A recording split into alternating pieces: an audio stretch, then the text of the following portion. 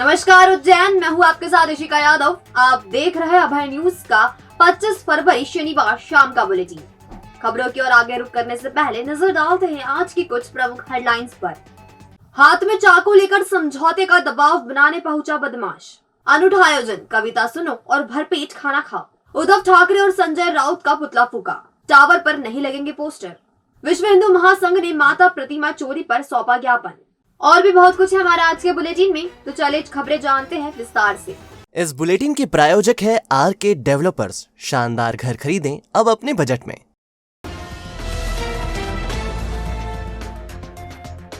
साड़ी चोरी के मामले में 7 साल की सजा होने के बावजूद एक बदमाश सुधरने का नाम नहीं ले रहा है। कोर्ट से जमानत पर चल रहे बदमाश ने व्यापारी को चाकू दिखाकर धमकाया और समझौते का दबाव बनाया।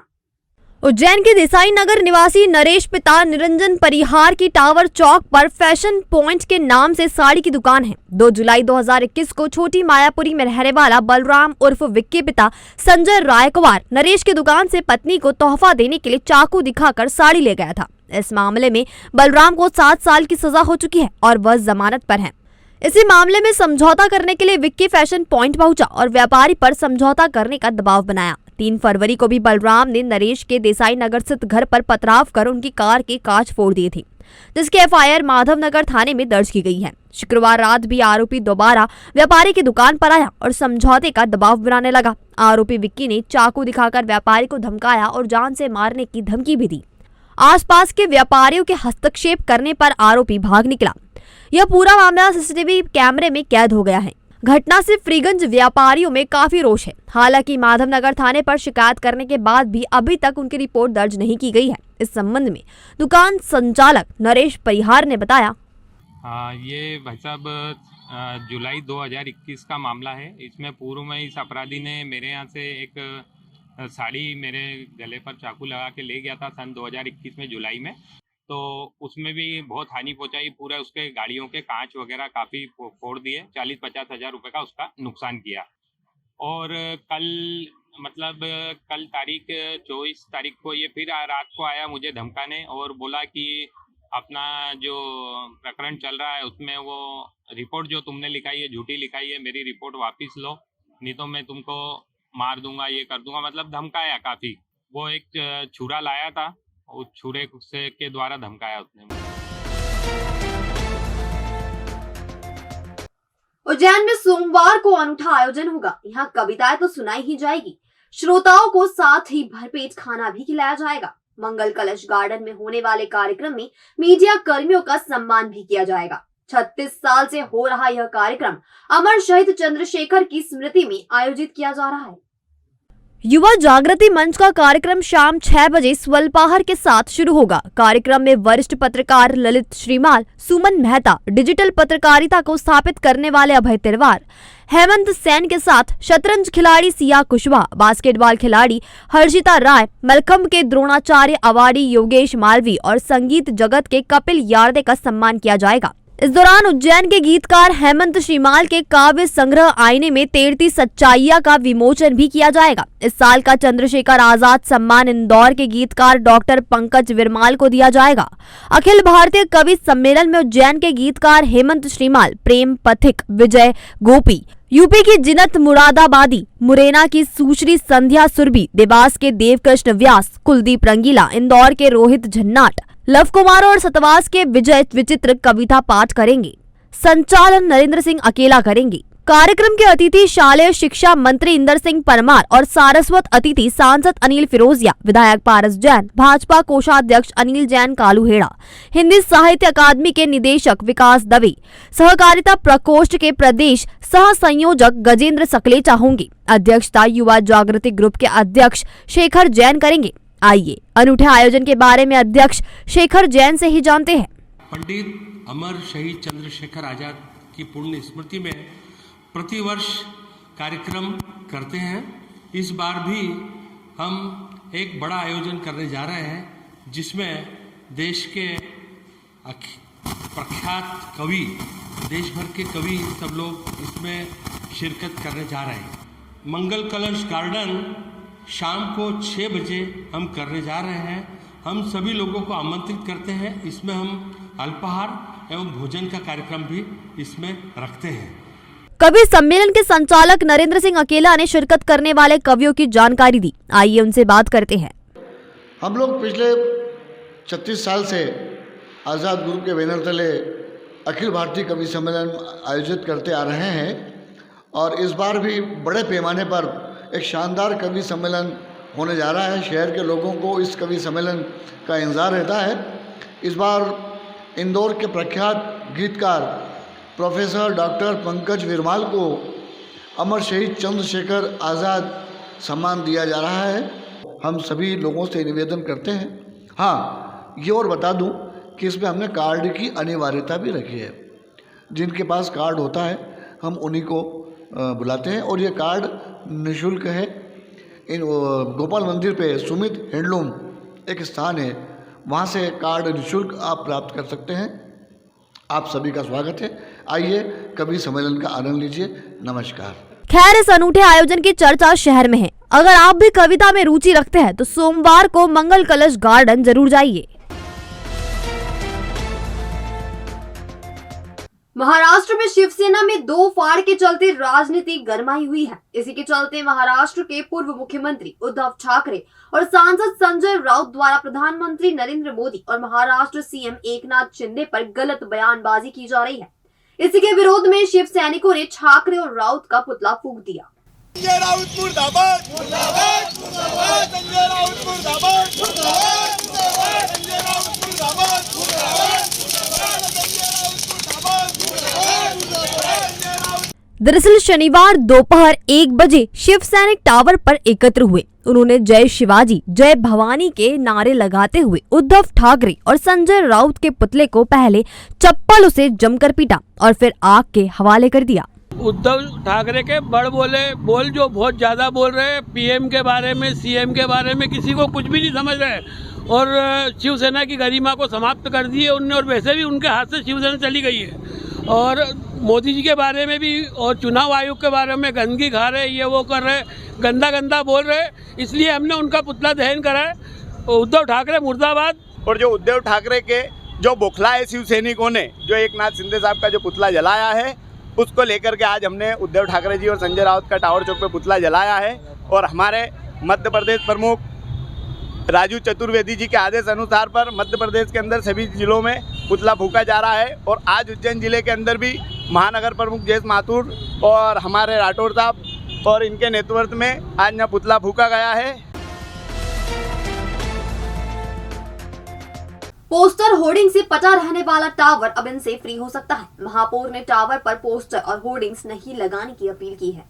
टटवाल ने बताया कि टावर पर बैनर पोस्टर लगाने वालों पर जुर्माने की कार्रवाई की जाएगी। अमूमन देखने में आता है कि शहर में किसी भी सामाजिक, धार्मिक और संस्थागत आयोजनों के प्रमोशन के लिए टावर चौराहे पर बड़े बड़े बैनर और पोस्टर लगा दिए जाते हैं, जिनमें अधिकतर राजनीतिक पार्टियों के कार्यक्रमों से संबंधित होते हैं। अब देखना यह है कि महापौर के आदेश के बाद इन बैनर पोस्टरों पर किस तरह लगाम लगाई जाती है।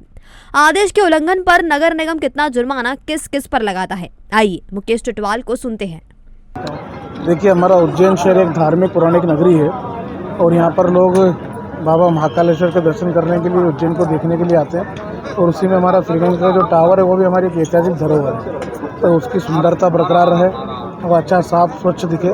तो मेरा हमारे सारे नागरिकों से मैंने निवेदन किया है, साथ ही हमारे शासकीय विभागों के सब अधिकारियों से भी निवेदन किया है कि हमारे जो घंटाघर टावर है उस टावर पर किसी भी प्रकार का विज्ञापन वाले फ्लैक्स नहीं लगाए जाए, उसको विज्ञापनों से मुक्त रखें। इस पर कोई जुर्माना वगैरह भी लगेगा अगर कोई लगाता है? अगर कोई लगाता है हमारे निवेदन करने के बाद भी, तो नगर पालिका निगम के माध्यम से जो भी हम कार्रवाई कर सकते हैं वो कार्रवाई निश्चित रूप से उसके ऊपर करें।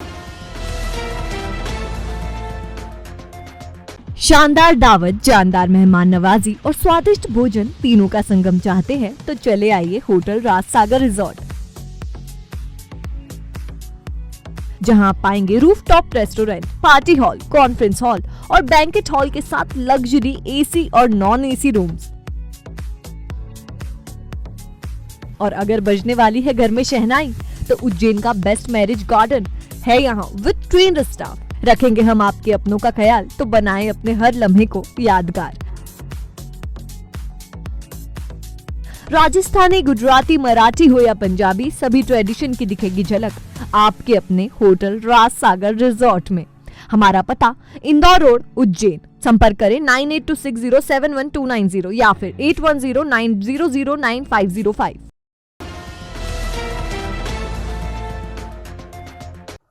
मेलडी माता मंदिर से सती माताजी की मूर्ति और त्रिशूल चोरी होने की घटना पर आक्रोश जताते हुए विश्व हिंदू महासंघ ने ज्ञापन सौंपा और आरोपियों की गिरफ्तारी की मांग की। विक्रांत भैरव मंदिर के पास मेलडी माता मंदिर से प्रतिमा के साथ साथ त्रिशूल और पीतल की ज्योत चोरी की वारदात को अंजाम दिया था। विश्व हिंदू महासंघ के जिला सचिव अनुराग शुक्ला ने बताया कि चोरों की जल्द गिरफ्तारी को लेकर भैरवगढ़ थाना पुलिस को ज्ञापन सौंपा है। चोरी की गई मूर्ति की ऊंचाई 1 फीट और वजन करीब 2 किलो था। इस संबंध में अनुराग शुक्ला ने बताया, यहाँ पर प्राचीन स्थित मेलडी माता मंदिर, जो सती माता मंदिर जो यहाँ पर विराजित था, जहाँ पर रात को सूचना मिली थी कि यहाँ पर मूर्ति यहाँ से चोरी हो गई है और दीपक भी ज्योत का जो अखंड ज्योत थी वो यहाँ से चोरी हो गई। इस मामले को लेकर विश्व हिंदू महासंघ आज ज्ञापन प्रेषित करा उनने और कार्रवाई की मांग करी है और पूरे कार्रवाई की उचित कार्रवाई की मांग करी। कार्रवाई नहीं होती है तो विश्व हिंदू महासंघ मुकदमा करेगा। किस जगह घटना घटी? विक्रांत भैरव महाराज के ऊपर माता जी सती माता का मंदिर है, वहाँ की घटना है। सब इंस्पेक्टर SR किरार का कहना है, जब विक्रांत में पीतल की मूर्ति रखी हुई थी, बेलडी माता जी की छोटी मूर्ति पीतल की थी, करीबन 2 किलो वजन की। तो वहीं पर त्रिशूल था पीतल का, एक दीपक था पीतल का, वो चोरी हो गया। उसमें FIR हो चुकी है। अज्ञात आरोपी का हम तलाश कर रहे हैं और हमने टीम लगा रखी है और फुटेज वगैरह ले रहे हैं और जल्दी से जल्दी उसकी गिरफ्तारी करने की कोशिश कर रहे हैं। सुनहरा कल परियोजना के तहत क्रिसिल फाउंडेशन और मध्य प्रदेश डेर राज्य ग्रामीण आजीविका मिशन के सहयोग से 5 दिवसीय जिला स्तरीय वित्तीय साक्षरता सुपर ट्रेनर और मास्टर ट्रेनर प्रशिक्षण सामुदायिक प्रशिक्षण उज्जैन में हुआ।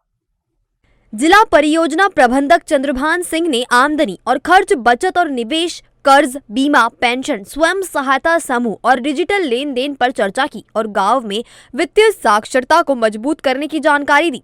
सूक्ष्म वित्त प्रबंधक श्रीमती कंचन कड़वे ने स्वयं सहायता समूह और वित्तीय समावेश की जानकारी दी और प्रतिभागियों को प्रशिक्षण सामग्री और प्रमाण पत्र दिए।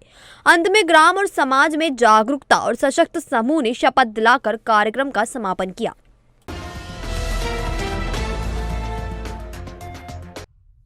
रोटरी क्लब उज्जैन और संस्था नई पहल नई सोच ने मिल्कीपुरा स्थित छोटी मस्जिद में निशुल्क नेत्र परीक्षण कैंप लगाया। शासन के सहयोग से शासकीय चिकित्सक doctor Poonam Singh, doctor Ashok Sharma, doctor अंगूर बाला कठेरिया ने आंखों की जांच की।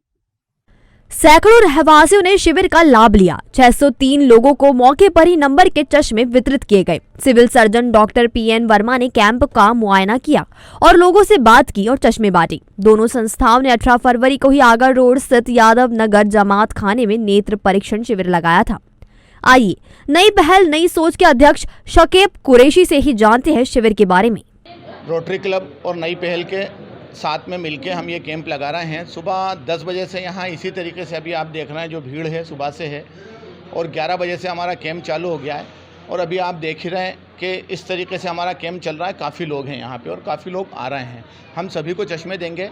630 चश्मे तो हम बांट चुके हैं और क्या पोजीशन बनती है 4 बजे तक ये आपके सामने रहेगा और आप सब देख रहे हैं किस तरीके से लोग खिदमत का मौका हमें दे रहे हैं और इनकी दुआएं हमें नई पहल और रोटरी क्लब को मिल रही हैं। और हमारे आज के संयोजक है इलियास भाई, इनके माध्यम से हमने मिल्कीपुरे मोहन टाकीज के पास में एक कैंप लगाया है। जिला अस्पताल के CS डॉक्टर PN वर्मा ने बताया, उसके तहत उन्होंने सभी लोगों को बुलाया है और उनकी आंखें चेक करके उनको जो चश्मा तुरंत जाँच भी वहीं हो रही है और चश्मा भी तुरंत के तुरंत दे रहे हैं, जिससे कि लोगों को कोई परेशानी नहीं होगी। उनको देखने में पढ़ने में बहुत सुविधाएं होंगी और बहुत अच्छा काम है, एक पुण्य का काम है और एक अच्छी सोच है, अच्छी समझ है। ऐसी जो रोटरी क्लब इस तरह की गतिविधि करते रहते हैं और उनको सभी लोगों का सपोर्ट है। मेरा भी कभी सपोर्ट उनको किसी भी स्तर पर लगे तो मैं तैयार हूँ। बहरहाल संस्था की पहल सराहनीय है और ऐसे कैंप होते रहना चाहिए।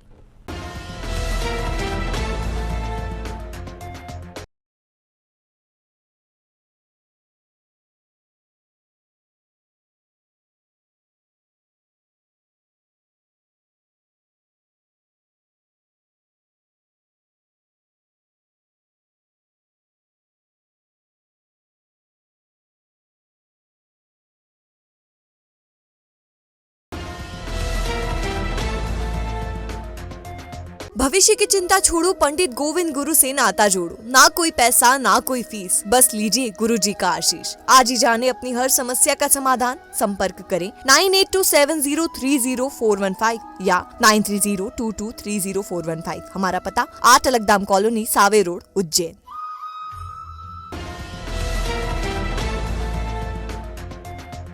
तो आपने देखा हमारा आज का बुलेटिन। ये आपको कैसा लगा? इसका फीडबैक हमें हमारे कमेंट सेक्शन के जरिए जरूर दीजिएगा। कल फिर मुलाकात होगी इसी समय नए बुलेटिन के साथ। तब तक के लिए नमस्कार।